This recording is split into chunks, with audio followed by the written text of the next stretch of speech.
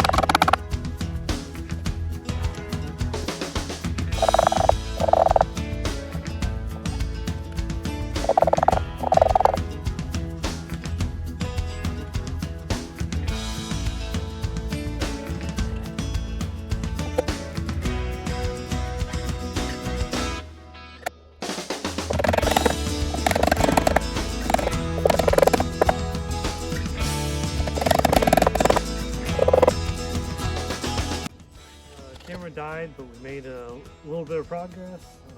Got the outside joists up. Got a header going across here. I'm going to cut the first post and get that notched out. So let's go take a look at that.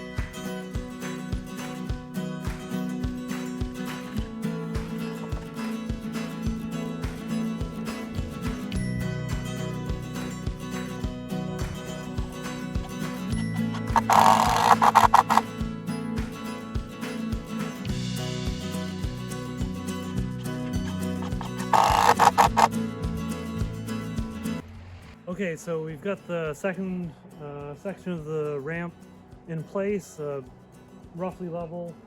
Next up, gonna build a 5x5 platform before we turn 90 degrees and go that way.